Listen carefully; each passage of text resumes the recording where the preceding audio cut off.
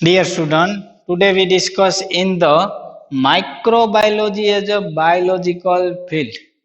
કે આપણે આગલા લેક્ચરની અંદર વોટ ઇઝ અ માઇક્રોબાયોલોજી વિશે સ્ટડી કર્યું હતું. તો આજે આપણે શું જોવાનું છે તો કે માઇક્રોબાયોલોજી રહ્યું એ એક બાયોલોજીકલ સાયન્સ છે. એ આપણે પુરવાર કરવાનું છે. તો સૌપ્રથમ બધાય પોતાનું લાઈવ ચેટની અંદર શું કરશો, નામ લખી અને કેપ્શન લખી નાખજો. તો આપણે જોઈએ તો કે what is the relation between microbiology and biology.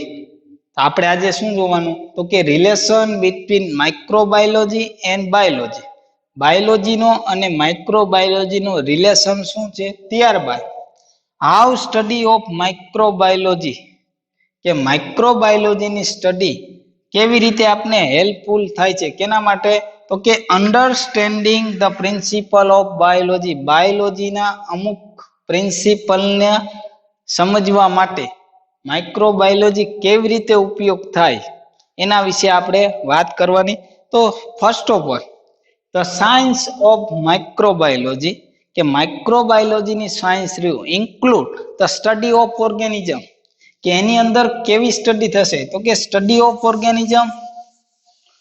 એક પછી એક આપણે બધા જ પોઈન્ટ જોવાના છે. તો કે માઇક્રોબાયોલોજીની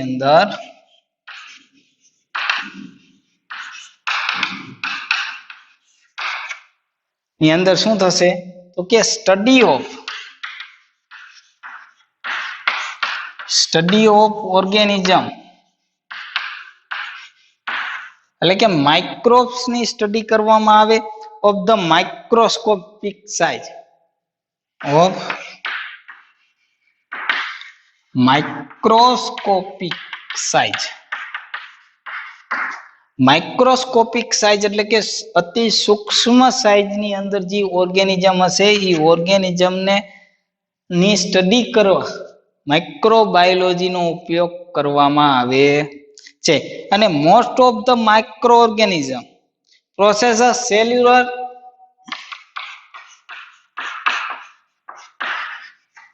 સેલ્યુલર શું હે ઓર્ગેનાઇઝેશન.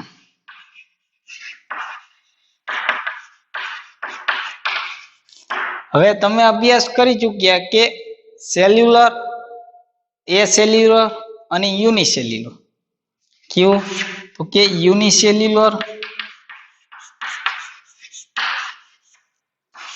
એ સેલ્યુલર અને મલ્ટી સેલ્યુલર.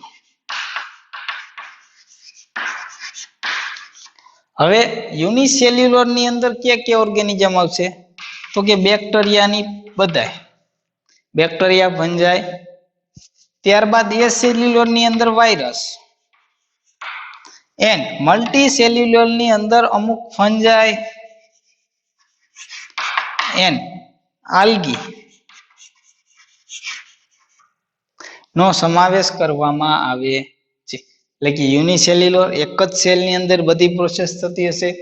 એ સેલ્યુલર જેને આપણે વાયરસ કહીએ, અને મલ્ટી સેલ્યુલર એક કરતા વધારે સેલ પ્રેઝન્ટ હોય, એની કોલોની જોવા મળતી હોય તો એને આપણે શું કહીએ મલ્ટી સેલ્યુલર. તો સેલ્યુલર ઓર્ગેનાઇઝેશન એટલે કે એનું જે સેલ સ્ટ્રક્ચર રહ્યું એ સેલ સ્ટ્રક્ચર ની અંદર કેવા કમ્પોઝિશન, કેવા પાર્ટ્સ આવેલ એના વિશેની વાત કરવામાં આવે. ત્યારબાદ they can perform the all type of life and physiological study, કે લાઈફ એન્ડ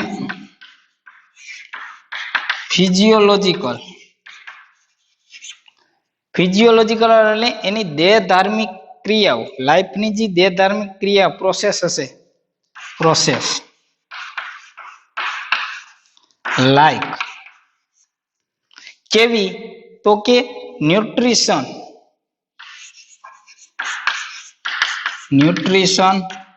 રેસ્પિરેશન, ડાઇજેશન,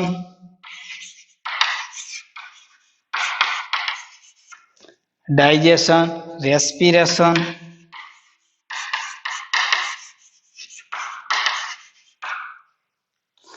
વગેરે જેવી, એક્સટ્રેક્શન, ગ્રોથ, reproduction,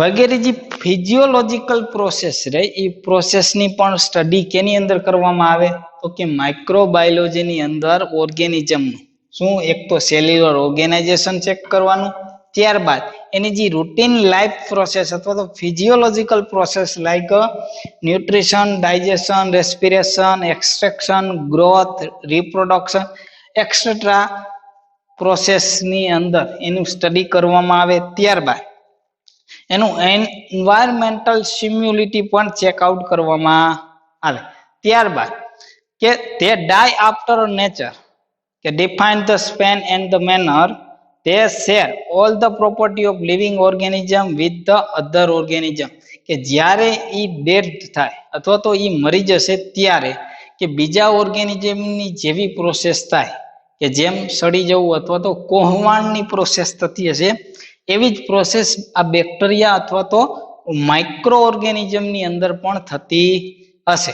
હવે વાત કરીએ સેલ વિશેની તો cell are the consider the basic unit of life કે શું તો કે તમે ચેપ્ટર નંબર 8 11 સાયન્સની અંદર ભણી ગયા કોષ. તો કોષ શું છે તો કે દેહ ધાર્મિક અને રચનાત્મક અને ક્રિયાત્મક એકમ છે. સજીવોનો રચનાત્મક અને ક્રિયાત્મક એકમ આપણે લઈએ તો એ શું છે કોષ. તો અહીંયા કોષને શું કહેવામાં આવે સેલ. તો cell are the basic unit of life. Basic unit of life. Life નો કેવો છે તો કે બેઝિક યુનિટ મહત્વનો ઘટક છે. એન્ડ ઇઝ ટર્મ સેલ એટલે કે સેલ શબ્દ ફર્સ્ટ ઓફ ઓલ કેને વાપર્યો હતો તો કે ફર્સ્ટ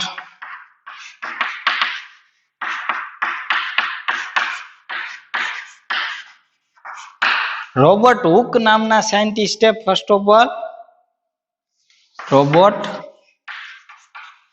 હુક કે એને first of all cell word use કર્યો હતો કેના માટે તો કે બેઝિક યુનિટ ઓફ લાઈફ. ક્યારે તો કે ઈસવીસન 1865 1865 ની અંદર સૌ પ્રથમ Robert Hooke considered the word of cell and plant tissue indicate the species seen in the plant tissue cork કે જે છાલની દિવાલ હતી એમાંથી એને જે સેલ લીધા અથવા તો કોષ લીધા અથવા તો એને જે જોયું એને શું એને નામ આપ્યું સેલ નામ આપવામાં આવ્યું. અને સેલ થિયરી કે સેલ શબ્દ કેને આપ્યો તો કે રોબર્ટ હુકે. હવે એની થિયરી ઓફ સેલ એ સૌ પ્રથમ કેને આપી હતી તો સેચલેન એન્ડ સ્વોન નામના સાયન્ટિસ્ટે.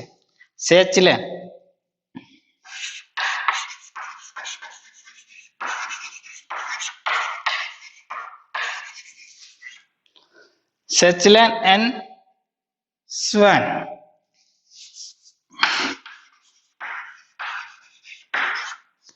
આ સાયન્ટિસ્ટે સૌ પ્રથમ સેલ થિયરી યુઝ કરી હતી. and that the cell is the structural and functional unit of the whole organism. આને શું કીધું cell is a structural and functional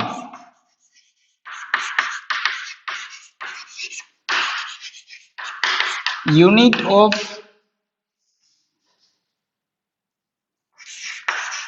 organism. કોઈ પણ સજીવની અંદર એનું સ્ટ્રક્ચરલ એન્ડ ફંક્શનલ યુનિટ તરીકે વર્ક કરતું હોય એને સેલ કીધું. કેને સેચવેન એન્ડ સ્વોન નામના સાયન્ટિસ્ટે કહેવામાં આવ્યું કે કોઈ પણ સેલ રહ્યો એ સજીવનો રચનાત્મક અને ક્રિયાત્મક એકમ છે. રચનાત્મક એટલે સ્ટ્રક્ચરલ એન્ડ ફંક્શનલ એટલે કે ક્રિયાત્મક એકમ. હવે ત્યારબાદ cell consist of the protoplasm કે સેલની અંદર પ્રોટોપ્લાઝમ આવેલું હોય છે. Cell consist of the protoplasm.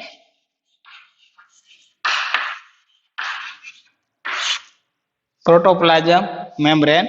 Protoplasm is the complex, gelatinous and material of water and proteins.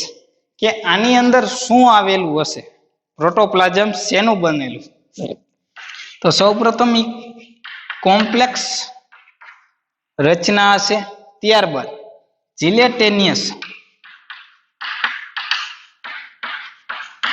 જીલેટેનિયસ એટલે કે એકદમ ચીકણું અથવા તો ગુંદર જેવું. Gelatinous material of water, materials of water એટલે કે ચીકણો સ્ત્રાવ હશે. એન્ડ પ્રોટીન્સ,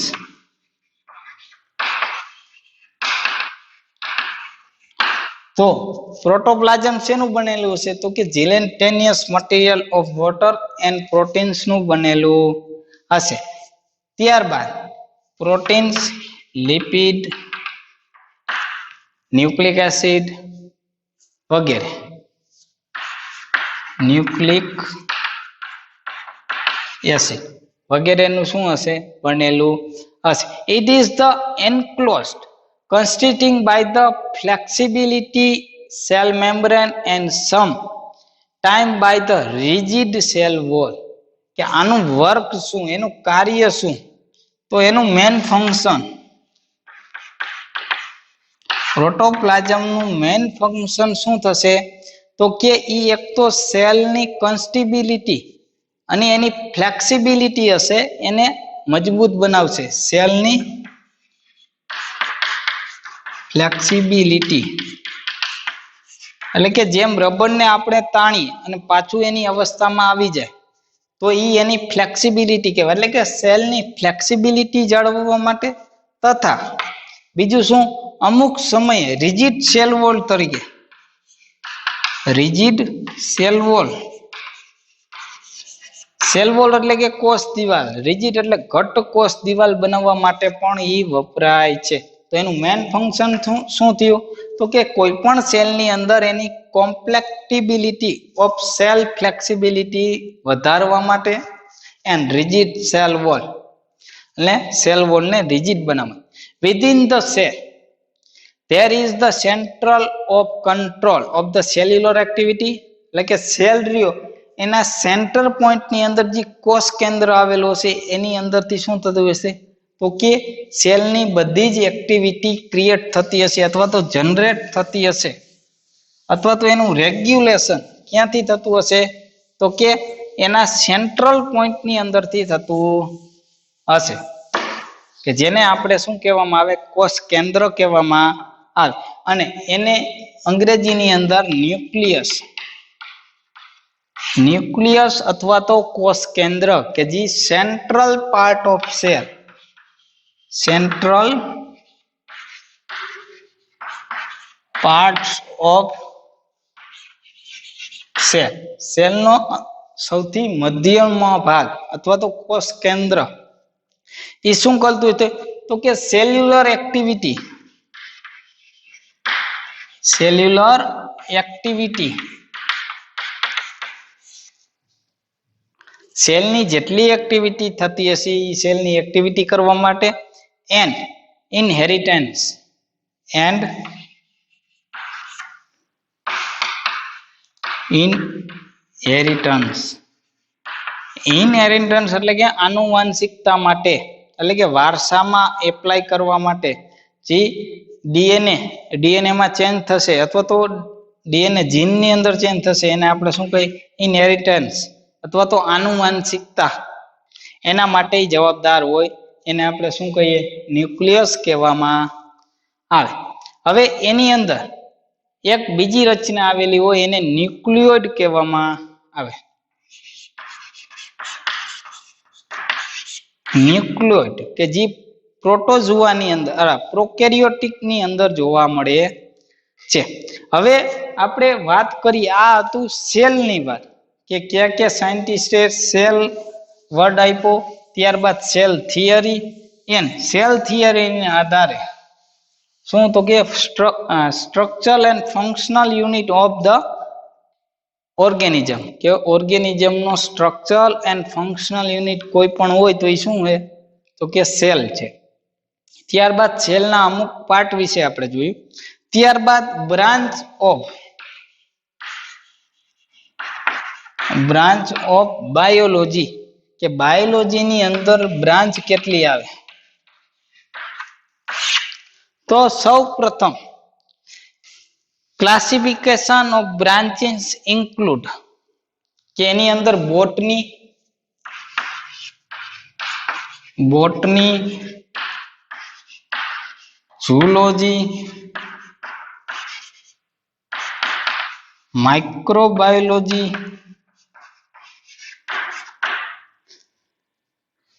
એન્ટોમોલોજી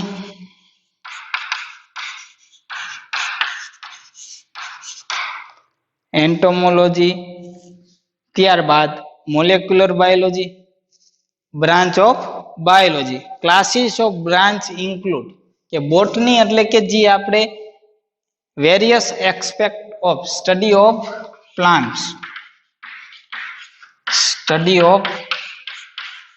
પ્લાન્ટ્સ આ એનિમલની સ્ટડીને શું કહેવામાં આવે ઝૂલોજી કહેવામાં આવે. માઇક્રોબાયોલોજી એટલે માઇક્રોબ્સની સ્ટડી. ત્યારબાદ એન્ટોમોલોજી એટલે study of various type of insect એટલે જીવ જંતુઓની જે સ્ટડી કરવામાં આવે એને એન્ટોમોલોજી કહેવાય. તો આ જે 4 બ્રાન્ચ પડી આ બ્રાન્ચને કેના આધારે તો ક્લાસિકલ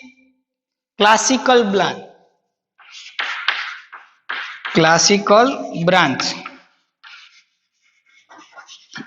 મુખ્ય બ્રાન્ચ આ છે.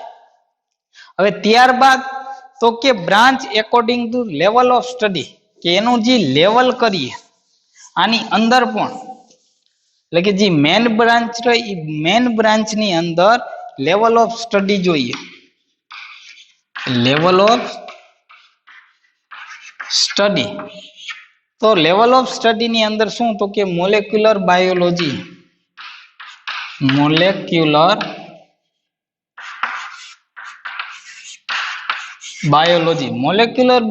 ની અંદર શેનો અભ્યાસ થાય તો કે structure and behaviour of the various molecules of organism કે ઓર્ગેનિઝમ ની અંદર જેટલા મોલેક્યુલ્સ આવેલા હોય એનો બિહેવિયર અને એનું સ્ટ્રક્ચર વિશેની વાત મોલેક્યુલર બાયોલોજી ની અંદર થાય. ત્યારબાદ સેલ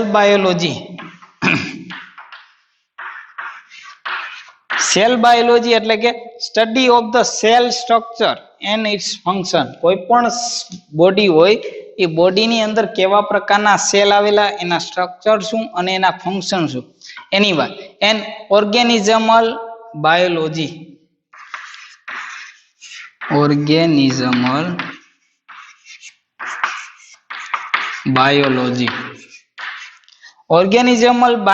એટલે કે સ્ટડી ઓફ વેરિયસ ઓર્ગેનિઝમ એટલે કે અલગ અલગ ઓર્ગેનિઝમ ની સ્ટડી કરવાના લાઈક પ્લાન્ટ્સ એલિમેન્ટ્સ માઇક્રોબ્સ વગેરેની સ્ટડીને ઓર્ગેનિઝમલ સ્ટડી કહેવાય. હવે branch according to the form of and function. હવે ત્રીજો એનો ટાઈપ પાડવામાં આવ્યો. પહેલો ટાઈપ પાડવામાં આવ્યો મેન ક્લાસિકલ, ત્યારબાદ level and form and its function. ના આધારે અમુક બ્રાન્ચ પાડવામાં આવી. એ બ્રાન્ચ ને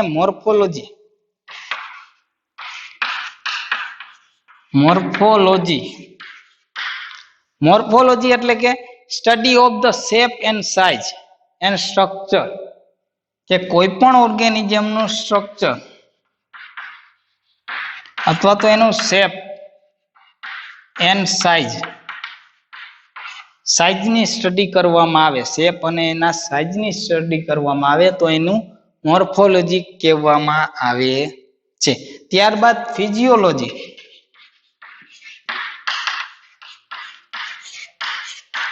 ફિઝિયોલોજી એટલે કે study of the various life physiological process. જે આગળ આવી ગયું હતું કે લાઈફની એક્ટિવિટી લાઈફ અથવા તો ફિઝિયોલોજીકલ પ્રોસેસ. અલગ અલગ પ્રોસેસની વાત કરવામાં આવે તો એને આપણે ફિઝિયોલોજીકલ સ્ટડી કહેવાય. મેટાબોલિઝમ. મેટાબોલિઝમ એટલે કે study to the all kinds of biochemical reaction, કે કોઈ પણ સજીવની અંદર જેટલી બાયોકેમિકલ રિએક્શન થતી હશે. બાયોકેમિકલ રિએક્શન એટલે કે એક તો બાયો એટલે કે સજીવની અંદર થાય, અને કેમિકલ રિએક્શન સજીવની અંદર કોઈ પણ પ્રકારની કેમિકલ રિએક્શન થતી હોય તો એને મેટાબોલિઝમ કહેવામાં આવે. અને ત્યારબાદ જીનેટિક્સ. જીનેટિક્સ એટલે કે study of heredity and inheritance or variation and inheritance. Heredity and variation, કે જે ડીએનએ આરએનએ જીન ઉપરની વાત કરવામાં આવે, એના સ્ટડી વિશે વાત કરવામાં આવે તો એને જેનેટિક્સ કહેવામાં આવે છે. એટલે કે ટોટલ 3 બ્રાન્ચ પડી. તો કે ફર્સ્ટ ઓફ ઓલ ક્લાસિકલ ની અંદર ક્યાં, તો કે બોટની, ઝૂલોજી, એન્ટોનોમોલોજી અને માઇક્રોબાયોલોજી, એમ 4 બ્રાન્ચ પાડવામાં આવી. ત્યારબાદ એના લેવલ ઉપર જઈએ તો કે molecular biology, cell biology and organismal biology. અને ત્યારબાદ એના ફંક્શન વિશે વાત કરીએ તો મોર્ફોલોજી, ફિઝિયોલોજી, મેટાબોલિઝમ અને જીનેટિક્સ, એમ ટોટલ 4 પ્રકારમાં એનું ડિવિઝન કરવામાં આવે. હવે માઇક્રોબાયોલોજીની સ્ટડી આપણે ક્યાં કરી શકીએ, તો માઇક્રોબાયોલોજીની સ્ટડી કોઈ પણ યુનિવર્સિટી, કોલેજ વગેરે જગ્યાએ કરી શકીએ છીએ, અથવા તો રિસર્ચ સેન્ટરની અંદર પણ આપણે એનો અભ્યાસ કરી શકીએ છીએ. હવે ત્યારબાદ લાસ્ટ પોઈન્ટ, તો કે how are the microbes suitable as the research tools in understanding various aspect of biology, કે various aspect of biology ની અમુક આસ્પેક્ટ ને પૂરી કરવા માટે માઇક્રોબાયોલોજી નું રિસર્ચ ટૂલ્સ ક્યાં ક્યાં ઉપયોગી થાય. તો first of all microbes process simple structure which enables the easy study of life process. એક તો એનું સ્ટ્રક્ચર કેવું છે, તો કે સ્મોલ સ્ટ્રક્ચર હોય છે. માઇક્રોબ્સ નું સ્ટ્રક્ચર કેવું હશે, સ્મોલ હશે, કેમ કે એક જ સેલની વાત કરવાની હશે. ત્યારબાદ એની જે લાઈફ પ્રોસેસ રહે, લાઈફ પ્રોસેસ એ કેવી હશે, તો કે સિમ્પલ હશે. એટલા માટે આપણે એને ઇઝીલી ઉપયોગ કરી શકીએ છીએ. ત્યારબાદ there is the similarity between many life process of the microbes and other higher life organism, કે સિમિલર ફોર્મ, સિમિલર રિએક્શન, કે માઇક્રોબ્સ ની અંદર જેવી રિએક્શન થાય એવી જ બધી રિએક્શનો આપણા બધાની અંદર, અથવા તો જે હાયર પ્લાન્ટ અથવા તો હાયર ઓર્ગેનિઝમ એની અંદર જોવા મળે છે. They have a very small size, it is a easily growth. હવે નાની સાઈઝ રહે, સ્મોલ સ્ટ્રક્ચર એટલે કે ઇઝીલી ગ્રોથ, એટલે કે એનો આપણે ગ્રોથ કરવો હોય છે તો ઇઝીલી આપણે કરી શકતા હશું. And the test tube or flask, કેની અંદર, તો કે ટેસ્ટ ટ્યુબ અને ફ્લાસ્ક ની અંદર આપણો વિકાસ ન થાય, ટેસ્ટ ટ્યુબ અથવા તો ફ્લાસ્ક ની અંદર, પરંતુ માઇક્રોબ્સ નો ગ્રોથ આપણે ટેસ્ટ ટ્યુબ અથવા તો ફ્લાસ્ક ની અંદર કરી શકીએ છીએ. Another variable feature is the તે ગ્રોથ રેપિડલી. હવે ગ્રોથ ઇઝીલી કરી શકીએ, સાથે જ રેપિડલી ગ્રોથ એટલે કે એકદમ ઝડપથી આપણે એનો વિકાસ કરી શકીએ છીએ. અમુક ઓર્ગેનિઝમ રહ્યા એ 20 મિનિટની અંદર એકમાંથી બે થઈ જાય, લાઈક ઇકોલાઈ. આનું એક્ઝામ્પલ લઈ લઈએ, ઇકોલાઈ, ઇસેરેસિયા કોલાઈ, કે એનો ગ્રોથ રેટ 20 મિનિટ છે. એટલે કે 20 મિનિટની અંદર એક સેલમાંથી 2 સેલ થઈ જશે, પાછી 20 મિનિટ પછી 2 માંથી 4 સેલ, એટલે કે એનો ગ્રોથ રેટ કેટલો થયો તો કે 20 મિનિટ. અને આ growth rate environmental condition, nutrition, respiration, metabolic activity વગેરે ઉપર આધાર રાખતું હોય છે. ટેમ્પરેચર, પીએચ, અધર કેમિકલ એના ઉપર આધાર રાખતું હોય છે. એટલે કે આ 20 મિનિટ રહ્યો એ 20 મિનિટમાં એક એની જનરેશન પૂરી થાય, કે વન જનરેશન પૂરી કરવા માટે એને ખાલી કેટલો સમય લાગે? 20 મિનિટ. એટલે કે એક પેઢી બનવા માટે એને 20 મિનિટ લાગે. એટલે કે 24 કલાકની અંદર, એટલે કે એક દિવસમાં એની લગભગ 100 જેટલી જનરેશન પૂરી થઈ જાય છે. એટલે કે આપણે એના ઉપર અભ્યાસ કરી શકીએ કે એક જનરેશન થી 100 જનરેશન સુધી અથવા તો એનાથી વધારે જનરેશન વિશેની વાત કરવી હોય, આપણે એની સ્ટડી કરવી હોય તો આપણે અમુક સમયમાં જ એનો અભ્યાસ થઈ શકશે. ત્યારબાદ મેટાબોલિક પેટર્ન્સ ઓફ માઇક્રોબ્સ, એટલે કે એની જે મેટાબોલિક પ્રોસેસ રહી, કે જે ગ્લુકોઝ માંથી પાયરુવિક એસિડ બનવું, પાયરુવિક એસિડ નું ટીસીએ સાયકલ ની અંદર બની જઈ અને વેરિયસ એમિનો એસિડ અને ફોલિક એસિડ, મેલિક એસિડ વગેરે બને, એ બનવા માટે જે એની patterns of microbes may be resembled that the plants or animals, એ કેના જેવી છે તો કે પ્લાન્ટ અને એનિમલ્સ ની અંદર સેમ પ્રોસેસ થાય છે. આપણી અંદર જે પ્રોસેસ થાય ગ્લુકોઝ માંથી glucose 6 phosphate, fructose 6 phosphate, fructose 1,6 phosphate અને પાયરુવેટ બને, તો એ જ આખી પ્રોસેસ એટલે કે મેટાબોલિક પેટર્ન રહે. મેટાબોલિક પેટર્ન્સ, મેટાબોલિક પેટર્ન્સ એ સેમ હશે એનિમલ્સ એન્ડ પ્લાન્ટ્સ ની અંદર જેવી થતી હશે એવી જ એની અંદર પણ થતી હશે. Mode of the energy ટ્રેપિંગ of the microbes can resemble plants or animals, કે એનર્જી ટ્રેપિંગ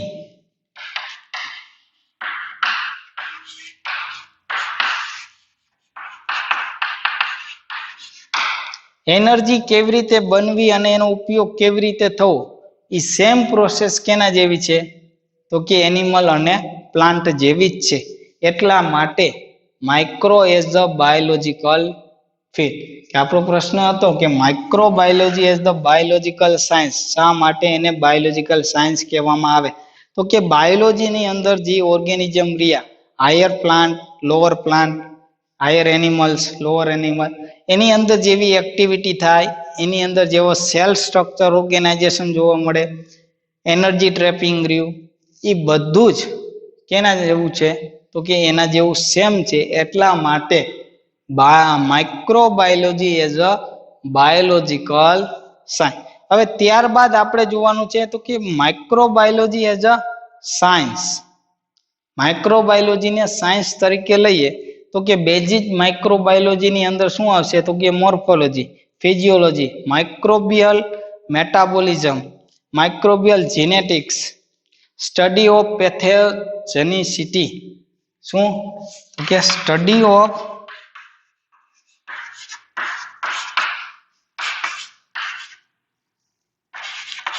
પેથોજેનિસિટી.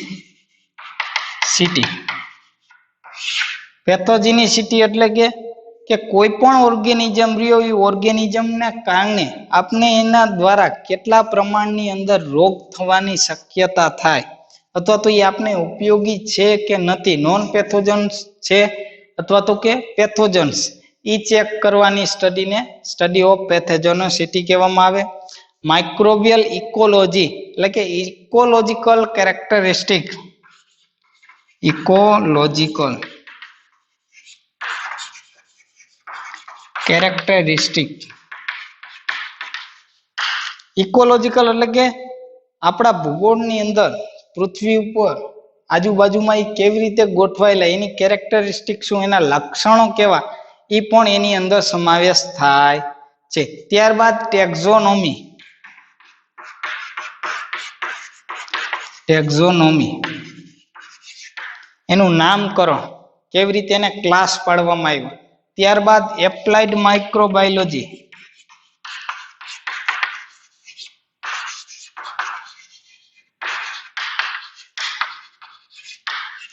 એપ્લાઇડ માઇક્રોબાયોલોજી નો આપણો આખો ટોપિક છે. એના દ્વારા આપણે ત્યારે જોઈ લઈશું કે એપ્લાઇડ માઇક્રોબાયોલોજી ની અંદર શું આવે, કેવી રીતે આપને માઇક્રોબાયોલોજી ઉપયોગી છે અને કેવી રીતે આપને નુકસાન કરતા છે તે આપણે જોવાનું છે. કેની અંદર તો કે એપ્લાઇડ માઇક્રોબાયોલોજી એ આપણે આગળના લેક્ચર ની અંદર અભ્યાસ કરવાનો. તો શું જોયું આજે આપણે, તો કે microbiology as the biological science. તો એની અલગ અલગ પ્રોસેસ હતી. તો કે કેમ, શા માટે, કેમ કે બાયોલોજી ની અંદર જેવા સ્ટ્રક્ચર આવે, સેલ આવે, એના કમ્પોનન્ટ આવે, એવા જ બધા કમ્પોનન્ટ અથવા તો એવી જ પ્રોસેસ, એવી જ રિએક્શન, એવા જ કેરેક્ટરિસ્ટિક કેની અંદર જોવા મળતા હતા, માઇક્રોબાયોલોજી ની અંદર જોવા મળતા હતા. તો એટલા માટે આપણે એને શું કીધું તો કે microbiology as the biological science.